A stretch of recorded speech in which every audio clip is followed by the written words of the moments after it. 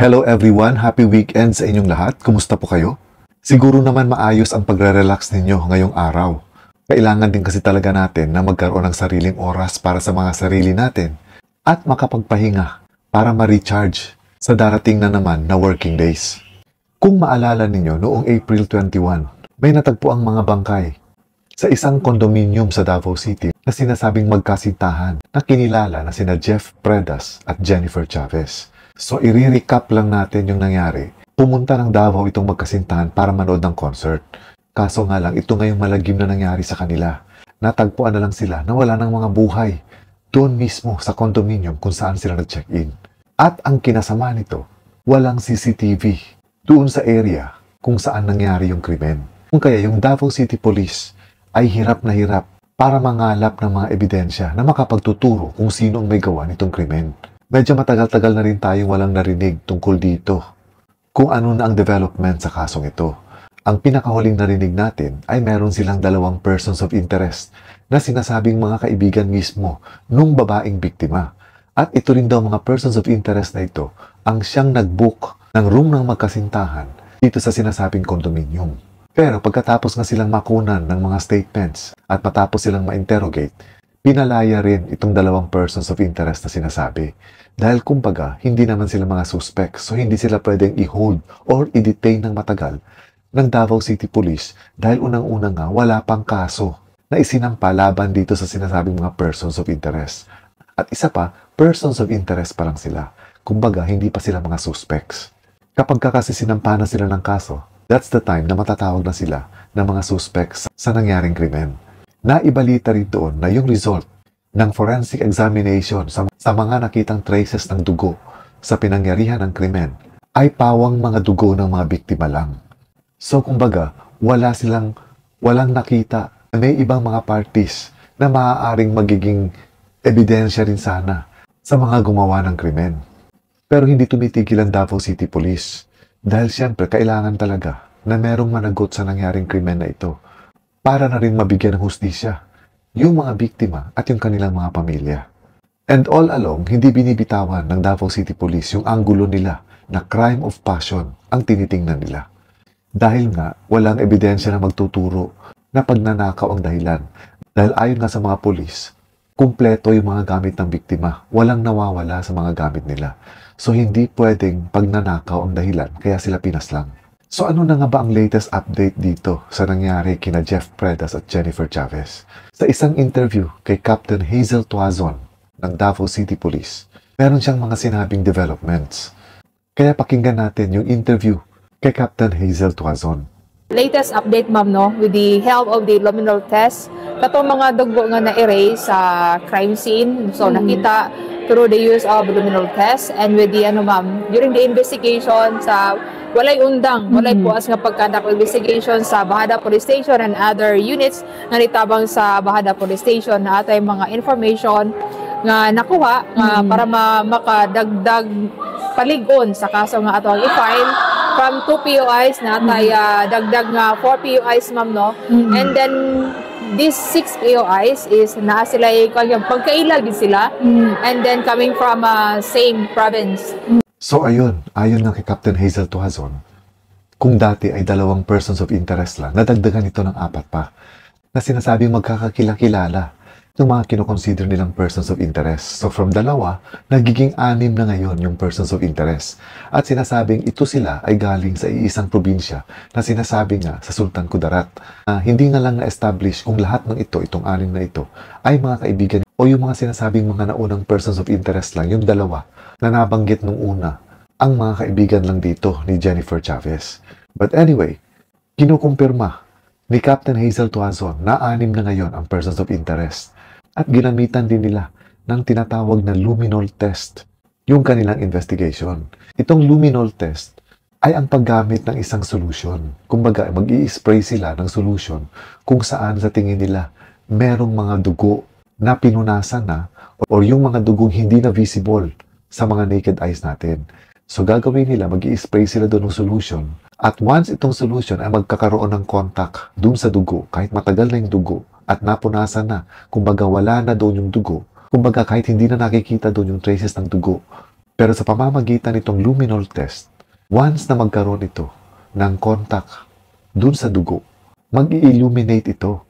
Kumbaga, mag-iilaw ito na parang blue-green ang sinasabi na kung saan malalaman kung may mga traces ng dugo na nandoon kahit pa hindi na ito visible, kahit pa napinunasan na ito. So sa ginamit nilang test na ito na luminol test, siguro nakakuha sila ng mga panibagong ebidensya na magtuturo na hindi lang dalawa ang posibleng sangkot sa krimen na ito kung hindi 6.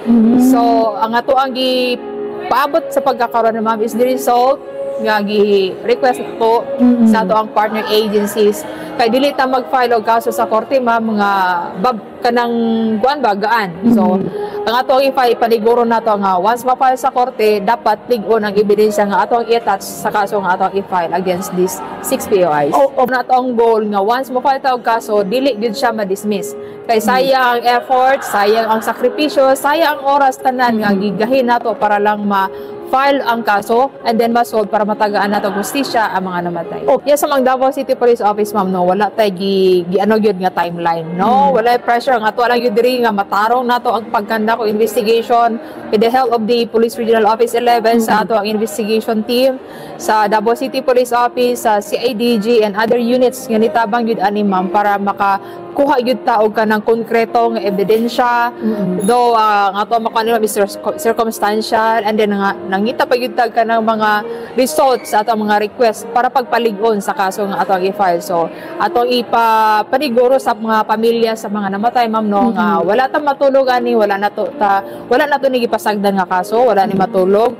Sige ang ato ang pagmonitor ani and in fact nato mga case conferences nga ginakandak para ani nga kaso. So na-mention din dito ni Captain Tuazon na more on circumstantial evidences ang hawak nila. Ang minimi niya dito na sinasabi niyang circumstantial evidences, kumbaga, hindi ito mga direct evidences. Pag sinabi kasi nating direct evidences, ito yung mga kuha ng CCTV o yung mga testimonya ng mga eyewitnesses o yung pag-amin mismo nung taong gumawa ng krimen. Ilan ito sa matatawag nating mga direct evidences. Pag sinabi natin circumstantial evidences, ito yung mga ebidensya na hindi man directly makapagtuturo kung sino talaga yung may gawa ng krimen, pero mapapagtagpi-tagpi yung mga circumstances na maaaring magturo kung sino at kung paano nangyari yung krimen. Tinatanggap din ito ng korte bilang mga ebidensya. Yun nga lang, mas mahirap ito patunayan kumpara sa direct evidence. At katulad nga dito sa nangyari sa condo unit na ito na kung saan sinasabing merong twin murder na nangyari, talagang wala silang makukuhang direct evidence dahil unang-una nga, hindi nagpa-function yung CCTV doon sa condominium na sana ay makapagbigay ng napakalaking tulong nung mga oras na nangyari yung krimen. Lalong-lalo na kung may mga kuha doon mismo sa hallway papunta sa room ng mga biktima. Doon pala makikita na kung sino-sino yung mga dumaan doon nung mga oras na yon o nung araw na yon. Kaso wala eh. So talagang pahirapan sa pangangalap ng ebidensya ang Davao City Police.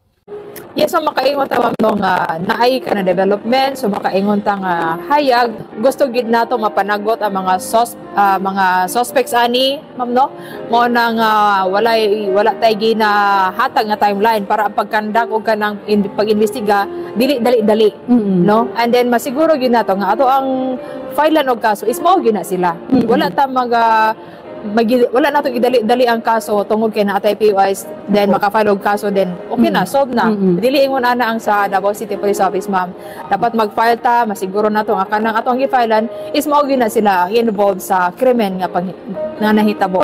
So tama naman yung sinasabi ni Captain Tuazon na hindi nila kailangan magmadali dahil kumbaga hindi na nga ganon kabigat yung mga ebidensyang hawak nila tapos mamadaliin pa nila. Di baka naman ang mangyayari, masasayang yung effort nila dahil ibabasura lang ito ng korte. So kailangan maniguro sila sa mga ebidensyang i-attach nila sa pagsampa nila ng kaso laban dito sa sinasabing 6 na persons of interest. Kasi kapag ka nagkaroon na ito ng preliminary investigation, kapag ka naisampa na nila yung reklamo nila, ang unang-unang hahanapin dito ng prosecutor's office ay yung sinasabing probable cause. Kung meron ba nakikitang posibleng dahilan para tuluyang maisampa yung kaso base sa mga reklamo laban dito sa mga suspects. So, kailangan masusi talaga ang pag-iimbestiga nila. At dapat sigurado sila sa mga ebidensya nila para magbunga yung paghihirap nila at mabigyan ng hustisya yung mga biktima at mga pamilya nito. Sinasabi rin kasi na itong 6 na persons of interest ay mga may sinasabi rin sa probinsya nila. Medyo malalaking tao rin ito na kanilang babanggain kung sakasakaling matutuloy na nga yung pagsampa ng kaso. Well, anyway, let's hope na itong mga ebidensyang hawak ngayon ng Davao City Police at sa patuloy pa nilang pangangalap ng mga ebidensya, sana ay may makuha silang matibay na ebidensya na magtuturo kung sino talaga ang may gawa ng krimen. Dahil napakahirap talaga ang kinakaharap ng mga investigador ngayon. Dahil wala silang hawak kahit CCTV footage or even eyewitnesses doon sa nangyari. Pero siyempre, umaasa pa rin tayo na sa patuloy na pananaliksik ng mga investigador ay maturo nga ang mga tunay na mga suspects sa kasong ito. Yung totoong mga suspects at hindi yung mga fall guys. At sana nga magkaroon ng hustisya ang mga biktima, kasama na ang kanilang mga pamilya. And this is all for now mga kaibigan. So far, wala pa rin talagang malinaw na development dito sa kaso ni na Jeff Predas at Jennifer Chavez. Dahil hanggang ngayon, patuloy pa rin ang pangangalap ng mga ebidensya ng Davao City Police para sa pagbibuild up nila ng isasampa nilang reklamo. Once again, enjoy your weekend everyone, and let's hope that justice will prevail. Amping mo kanunay, daghang salamat sa inyong pagsuporta sa Ako. Ingat po kayo lagi, and God bless.